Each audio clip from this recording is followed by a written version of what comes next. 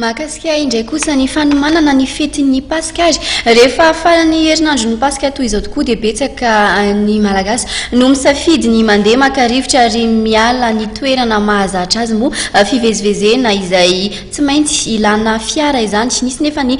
feo nandeha ny amin'ny mety sy ny fahatapahan'ny famatsiana ara-tsolika nanome toky ary ny ministry ny Solika fa tsy misy ny ahiana manoloana ao anatiny izay dia ho arahantsika kosa ary ny andinindiny izay. Tsy misy ny ahiana momba ny famatsiana Solika hiatrehana amin'ny fetin'ny Paka araka nambara minisitra tompon'andraikitra Marcel Bernard. Raha ny fanazavana dia ampy tanteraka ny tahirin-tsolika matsiana ny eto Antananarivo sy manodidina.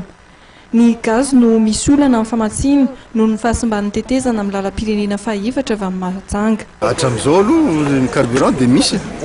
fa tsisy raha tsy hoe tapaka ny lalina fa raha ohatra tsy tapaka ny lalina dia misy foana ny carburant. Tsy dia tsy atahorana mihitsy zany ny hoe tsy fisiany carburant zany fa dia misy ny carburant. Zany hoe ny gaz no misy problème kely ny gaz avy any Majunga ny gaz. Nefa ny tetezana misy anankiroa anankitelo zany tsy mahazaka le camion mitondra gaz. Ka io zany mety misy olana kely fa eo am-pitadiavana ny vahaolana amin'izao fotoana izao ny ministre ny travaux publics sy ny OMH ary ny orinasa fitoa gaz hoe ahoana fomba ahafahana mamatsy gaz satria ny gaz raha mafanta fa ny gaz avy any Majunga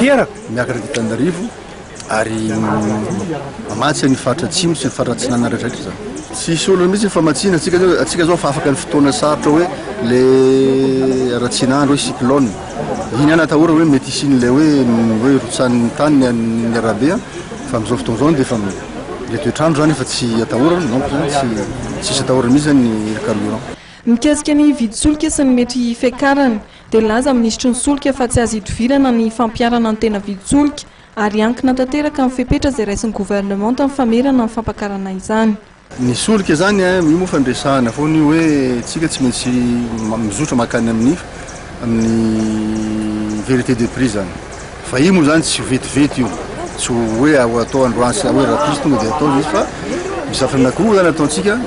ifandraharaha amin'ireo mpamatsy vola reo zany satria zareo koa zany isan'ny mety